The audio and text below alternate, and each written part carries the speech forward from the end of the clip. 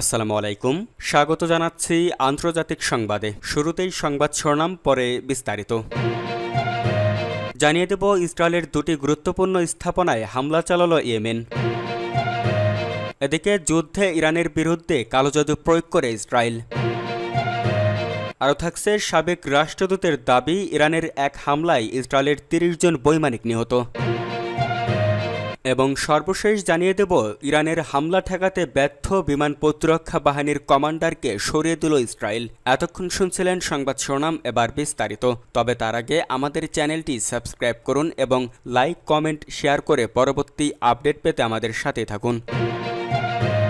ইসরায়েলের দুটি গুরুত্বপূর্ণ স্থাপনায় হামলা চালালো ইয়েমেন। হুতি আনসারুল্লাহ নিয়ন্ত্রিত ইয়েমেনের সশস্ত্র বাহিনী ড্রোন হামলার মাধ্যমে ইসরায়েলের এলাত উম্মু আল রাশাস বন্দরে এবং নেগেভ অঞ্চলে দুটি গুরুত্বপূর্ণ কৌশলগত লক্ষ্যবস্তুতে আঘাত এনেছে। গাজায় দখলদার ইসরায়েলের অব্যাহত আগ্রাসনের জবাবে এই হামলা চালানো হয়েছে বলে জানান ইয়েমেনের সশস্ত্র বাহিনীর মুখপাত্র ব্রিগেডিয়ার জেনারেল ইয়াহিয়া সারি। এক বিবৃতিতে তিনি বলেন, এই যুগপৎ সামরিক অভিযানে ৩টি ড্রোন ব্যবহার করা হয়েছে। এর মধ্যে দুটি ড্রোন নেগেভের একটি বড় সামরিক ঘাঁটিতে হামলা চালায় এবং তৃতীয় ড্রোনটি এলাত বন্দরে আঘাত আনে। ইয়াহিয়া সারি বলেন, আল্লাহর কৃপায় এই অভিযান তার নির্ধারিত লক্ষ্য সফলভাবে অর্জন করেছে। ইয়েমেনি বাহিনীর পক্ষ থেকে আরও জানানো হয়, গাজার আগ্রাসন ও অবরোধের বিরুদ্ধে তারা তাদের সামর্থ্য অনুযায়ী প্রতিরোধ চালিয়ে যাবে।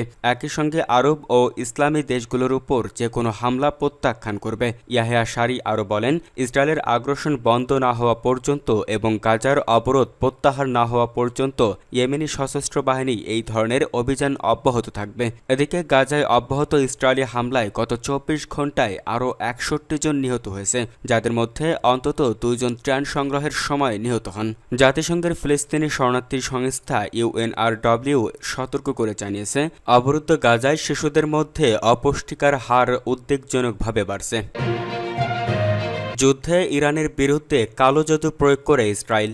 যুদ্ধে শত্রুর বিরুদ্ধে আগ্নেয়াস্ত্র, মিসাইল, রকেট সহ নানা ধরনের সমরাস্ত্র ব্যবহার করা হয়, এটা আমরা সবাই জানি। তাই বলে অস্ত্র হিসেবে কালো জাদু ব্যবহারের কথা কি কেউ শুনেছেন? না শুনলেও সম্প্রতি ইসরায়েলের বিরুদ্ধে এমনই অভিযোগ তুলেছে ইরান। দেশটির দাবি, ১২ দিনের যুদ্ধে ইরানের বিরুদ্ধে কালো জাদু প্রয়োগ করেছে ইসরায়েল।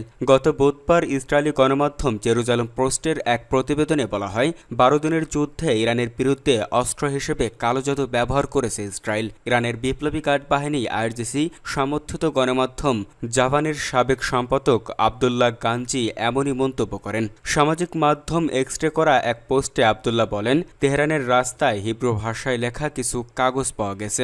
ইহুদি সম্প্রদায়ের ব্যবহৃত প্রতীক সহ বিভিন্ন তাবিজও পাওয়া গেছে, যেগুলো জাদু টোনার উদ্দেশ্যে ব্যবহার করা হয়েছে বলে দাবি তার। তান্ত্রিকদের সঙ্গে ইসরায়েলের প্রধানমন্ত্রী বেনিয়ামিন নেতানিয়াহু নিয়মিত গোপন বৈঠক করেন বলেও অভিযোগ তোলেন জাবানের সাবেক এই সম্পাদক। এদিকে আবদুল্লাহ গাঞ্জির এমন দাবিকে রীতিমতো উড়িয়ে দিয়েছে ইসরায়েলের গোয়েন্দা সংস্থা মোসাদ। নেশা করে ওই সাংবাদিক এমন পোস্ট করেছেন বলেও মন্তব্য করেছেন সংস্থাটি।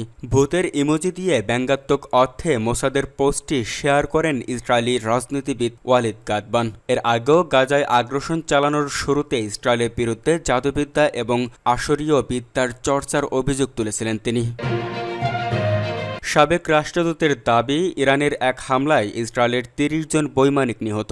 ইরাকে নিযুক্ত ইরানের সাবেক রাষ্ট্রদূত হাসান কাজেমি কমি এক টেলিভিশন সাক্ষাৎকারে জানিয়েছেন, ইরান ইসরায়েল ১২ দিনের যুদ্ধে ইরানের একটি পাল্টা হামলায় ৩০ জন ইসরায়েলি বৈমানিক নিহত হয়েছেন। তিনি একে ইসরায়েলের শাসন ব্যবস্থার জন্য একটি বড় ধাক্কা বলে অভিহিত করেন। খবর বার্তা সংস্থা মেহের নিউজ। কমি বলেন, এটি দখলদার ইসরায়েলি আগ্রাসনের জন্য কোনো ছোট ঘটনা নয়। মূলত এর কারণেই তেল আবিব সরকার এখন পর্যন্ত এই বিষয়ে অনেক তথ্য গোপন করেছে বা লুকিয়েছে। তিনি দাবি করেন, ওই যুদ্ধে শত্রুপক্ষের মূল উদ্দেশ্য ছিল ইরানে সরকার পরিবর্তন করা এবং যুক্তরাষ্ট্রের প্রভাব ফিরিয়ে আনা, কিন্তু তারা তাদের কোনো লক্ষ্যই সফল হয়নি। হাসান কাজেমি কমি আরও বলেন, ইসলামী বিপ্লবের নেতার নেতৃত্বে ইরানের সশস্ত্র বাহিনী ইসরায়েলের বিরুদ্ধে একটি বড় আঘাত আনে এবং শত্রুর অঞ্চল ভিত্তিক বড় পরিকল্পনা ভণ্ডুল করে দেয়। উল্লেখ্য, গত ১৩ জুন থেকে থেকে শুরু হওয়া 12 দিনের যুদ্ধে ইসরায়েল ইরানের সামরিক, পারমাণবিক ও আবাসিক এলাকাগুলোর উপর বিমান হামলা চালায়। এর মধ্যে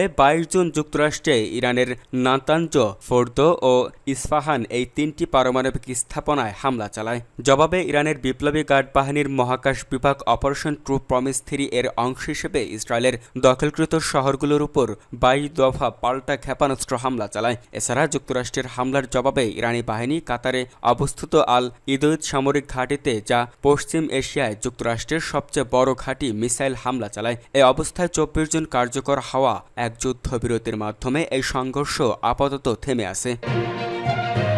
হামলা ঠেকাতে ব্যর্থ বিমান প্রতিরক্ষা বাহিনীর কমান্ডারকে সরিয়ে দিল ইসরায়েল। ইরানের সাম্প্রতিক ক্ষেপণাস্ত্র হামলার পর বিমান প্রতিরক্ষা বাহিনীর কমান্ডারকে বদলি করেছে ইসরায়েল। গত বুধবার ইহুদিয়ত আহরোনতের বরাতে এক প্রতিবেদনে এই তথ্য জানিয়েছে সংবাদ সংস্থা মেহের নিউজ। প্রতিবেদনে বলা হয়েছে, ইসরায়েল অকুপেশন ফোর্সেস IOF এর মুখপাত্র ঘোষণা করেছেন ব্রিগেডিয়ার জেনারেলকে বিমান প্রতিরক্ষা বাহিনীর কমান্ডারের পদ গ্রহণ করেছেন। তিনি ব্রিগেডিয়ার জেনারেল জি এর স্থলাভিষিক্ত হয়েছেন, যিনি গত 4 বছর ধরে এই পদে দায়িত্ব পালন করেছিলেন। বিমান বাহিনীর কমান্ডার মেজর জেনারেল টমার বারের নেতৃত্বে বিমান প্রতিরক্ষা স্কুলে সক্ষমতা স্থানান্তরের আনুষ্ঠানিক অনুষ্ঠান অনুষ্ঠিত হয়। সামরিক বাহিনীর মতে chief of staff lieutenant general Eyal জামিরের প্রণীত এবং যুদ্ধমন্ত্রী ইসরায়েল কাতজের অনুমোদিত এই নিয়োগগুলো আগামী মাসগুলোতে কার্যকর হতে যাচ্ছে। ইরান ও ইসরায়েলের সাম্প্রতিক 12 দিনের সংঘাতের পর এই রদবদলের ঘটনা ঘটেছে। ইসরায়েলের উস্কানিমূলক হামলার প্রতিবাদে ইসরায়েলি অধিকৃত অঞ্চলগুলোতে একের পর এক প্রতিশোধমূলক হামলা চালায় ইরান। এই হামলার ফলে ইসরায়েলে ব্যাপক ধ্বংসযজ্ঞের পাশাপাশি কয়েক ডজন মৃত্যু এবং 3000-এর বেশি মানুষ আহত হওয়ার খবর পাওয়া গেছে। ওয়াল স্ট্রিট জার্নাল বুধবার জানিয়েছেন, 12 দিনের যুদ্ধের সময় ইরান তার ক্ষেপণাস্ত্র উৎক্ষেপণ কৌশলগুলোও পরিমার্জন করে এবং পরীক্ষামূলকভাবে ইসরায়েলের বিমান প্রতিরক্ষা ব্যবস্থা ফাঁকগুলো চিহ্নিত করে তার কৌশলগত কার্যক্ষমতা বৃদ্ধি করেছে।